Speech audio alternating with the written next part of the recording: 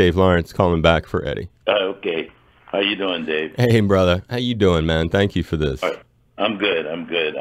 Sorry I missed your call.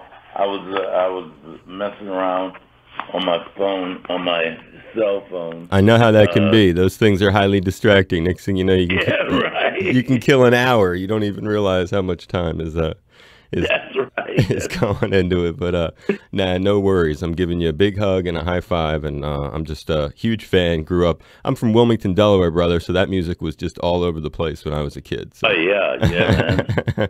It is Dave Lawrence, and we're really blessed today on the show. We've got a great American music institution and a remarkable year happening for them too. Talking about the OJs, who have been honored in just about every way possible, but they've made a unusual outing this year with The Last Word. It's also their last album, they say. It's the first release in a number of years, but one of the things that makes this so unusual, we're going to talk to co-founder of the band, legendary lead vocalist Eddie Levert, and as we introduce him, I'll read you a little quote that he says about this record, which makes it so special. He said, quote, "I look at what is going on in the world and not much seems to have changed from when we first started doing this." Eddie says, "We're still dealing with the same issues. On this album, we address those issues as well as the intolerance we see coming out of the Trump administration on a daily basis. We also offer a solution.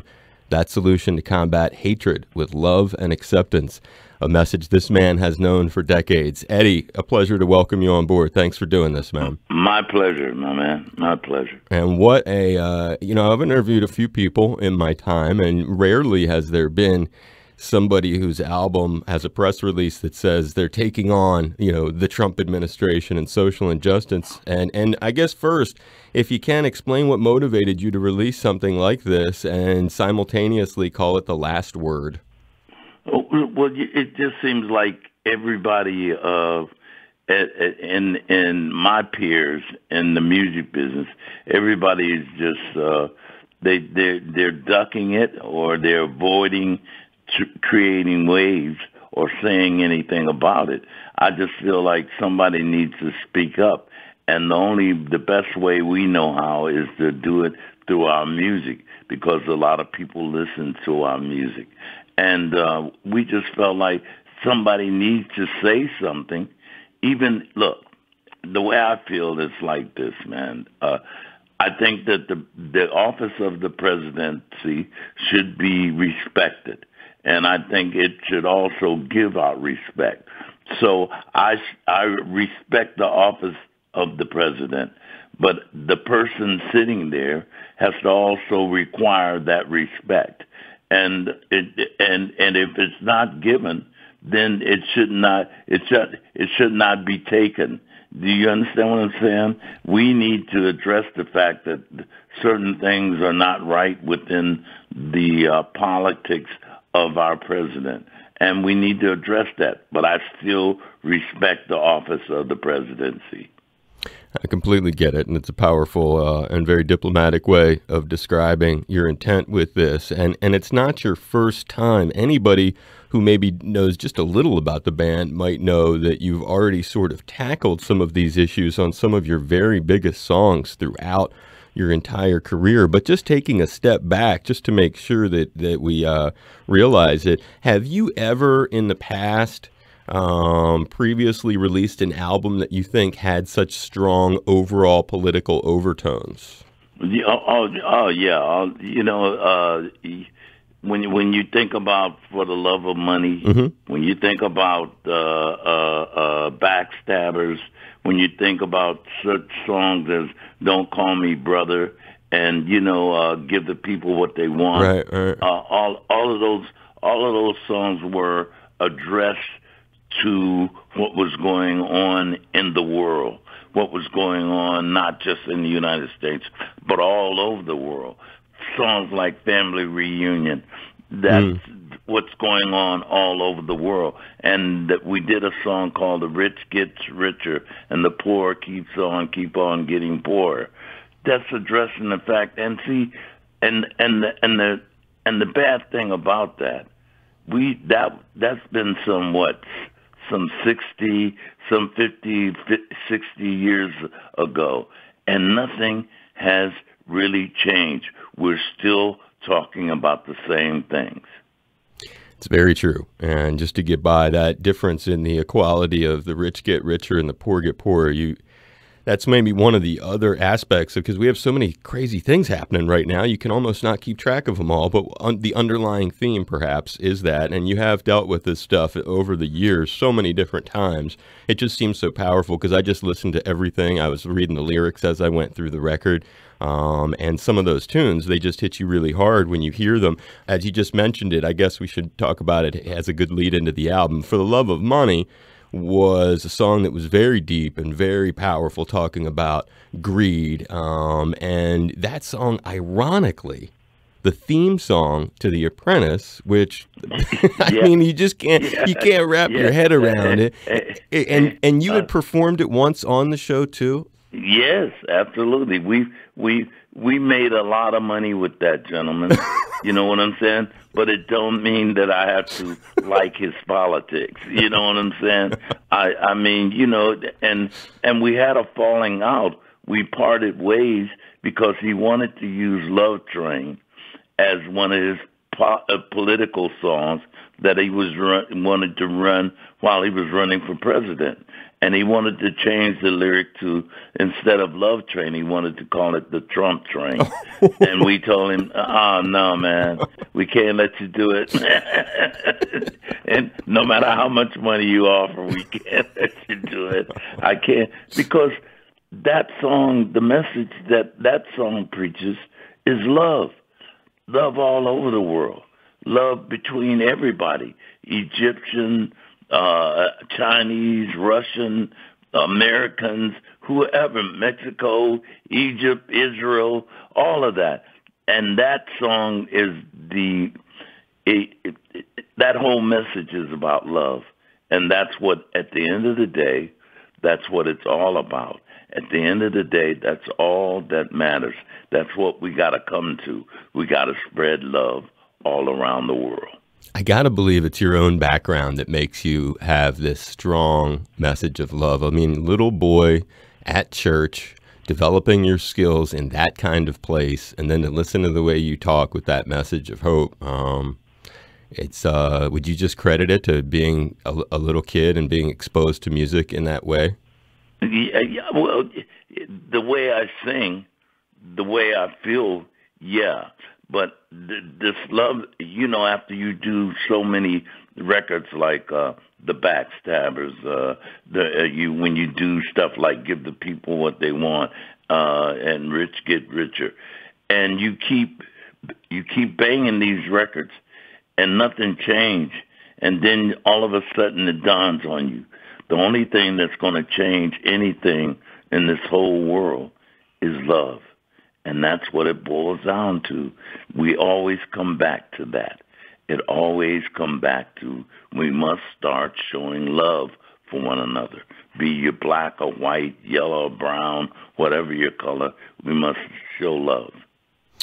Well, you certainly are having that message as part of this record, but you've tapped into some incredible songwriters. I'm going to read some of the lyrics to Above the Law, which when I couldn't even believe it when I put that on. I listened to it maybe 5 times in a row because the video is also, even for a lyric video, I've got to say that's about the most powerful lyric video I've seen. And you say, how much money would you give to live above the law? How many souls would you sell to dwell above the law? As long as it's working in your favor, you love the law, making our lives a living hell above the law. It's really interesting in some of the images that you show with this current political situation. And then as you show Brett Kavanaugh, new Supreme Court pick, says, so now the man with the pen in his hand changes the lay and the law of the land. Yeah. You really are tapping into so many of the exact things that we're seeing people's fears playing out. Yes, and see, and these people are tampering with the law and they're so contradictory in what they're saying. What they've said before and what they're saying now is totally contradictory. You know, it's like Mitch McConnell. He said that perjury and obscuring of justice was a reason to be impeached. Now he says it's no reason to be impeached. How can you make a 360 like that, man? And think that people can believe you and what you're saying. Oh, it's a really powerful thing. I mean, that's interesting when you talk about that 360. So dialing back to what you said, so when you were first approached, I guess, to have your song be a theme on The Apprentice, it was all good in the beginning, huh? I mean, Yes, absolutely. Explain that part to us when it first happened.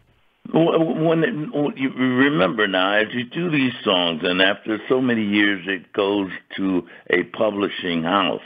It goes to like Sony Music, and they are the ones that they go to, and they dish out they tell people, you give me so much money, you can use this song in whatever you want to do. And at that time, Sony Music was dishing it out to whoever came up with the money. You could use it. It's like they used the Love Train for Coors beer. They gave them the license to use that, right. And they had the Love Train coming out with Coors beer. That's how they give you the rights to that for so much money. And they made that deal. And when they made that deal, he wasn't in the White House. Right. He was just Donald Trump. You know what I'm saying? And so it was a lucrative deal, and it came out great in our favor. But when he became president, it was like, I don't know whether I want to be in your company. I don't know whether I want to be the guy that's pumping you up like this. I don't think I want to be involved with you. And so I need to be out. And so he felt like no. And he felt like if he kept us along with him, he was going to make us relevant. You know what I'm saying? Right. And so he felt like, I'm going to drop you and you will no longer be relevant. Like a record industry guy, the way they sometimes. Yeah, absolutely. Right. Hey, I'm making you relevant by using your song on my show. In part, that's true, but my relevancy is about me being great in front of my audience and the people who love my music, and me being able to reproduce that and make people buy tickets to come to my show. That's my relevancy. Not to mention the fact that it's apples and oranges. I mean, it's like getting your song a little bit of licensing juice for a decade on the air is not really much compared to decade after decade after decade of influence. Absolutely. I mean, I was a little kid, and I remember 6th grade. I'll never forget the kids come into class, and I forget what tune it was, but the teacher had to get them to settle down and said, "Look, we're not in an OJ's concert, okay? I'm not kidding you, brother. I'm not kidding you, okay?" And so you can't really compare. That's the early 80s. You can't really compare that to him thinking he's going to keep your career around. That's kind of silly. Yeah, well, and so that's the kind of person he is. He can't help himself. He believes his own press. And you got to meet him when you did that, when you played on the show? Yeah, absolutely. But he was, meeting him and shaking his hand, and that was about it. Was no whole lot of conversation. You know what I'm saying? It wasn't like we became fast friends or anything. He still was very aloof. Should I say? He was very standoffish. And he had that attitude like, you're beneath me. You're just hired hand. You're just a hired hand, and so and I have you. You're working for me. That is funny. That is really funny, the insight, because you have a very unusual insight into the whole thing, too. And you're not just a regular musician. You're a guy who has had a career doing socially conscious messages that have gone on a long time. And stuff like Stand Up, about the gun violence, No Child Safe, even in the finest schools. That's speaking about, the kids going in and shooting up the schools, the guys going in the theaters and shooting up the theater, the guy going in and shooting up a concert. You know what I'm saying? That's addressing, and we need, as people, if this is not sitting well with you, then we need to speak out. We don't need to say, well, it has nothing to do with me because it don't touch you at that moment. But it will. Somewhere down the line, it's going to touch you. You've spoken out before. Was that the same feeling back in, like, I guess it was 2010? You did some benefit show. It was Jon Stewart. Yeah, in Washington. Right. Yeah. Was that the same kind of energy? Because that's standing up then. You did a political, that show that they were doing, right? Yeah, absolutely. That look, man, if you don't stand for something, you'll go for anything. You know what I'm saying? And you just can't. I'm not one, and and maybe my fellow guys that I sing with, they're not as vocal as I am. But I'm not that guy. I can't just sit here and watch it go down and just keep watching it go down and say nothing. It burns my insides. It burns my, and I don't care if it's black or white. If it's wrong, it's wrong, and somebody needs to speak on it. And if then sometimes I think it's to my detriment because I get a lot of hate mail too. Some people don't like it because I'm so outspoken. I can't just sit here and say nothing. I can tell. And I mean, I think that's what I really respect about you, and the fact that you used songs that were pop vehicles that could make you money back in the day, but that also had a message that was positive and that spoke out against greed and spoke in favor of being kind to each other.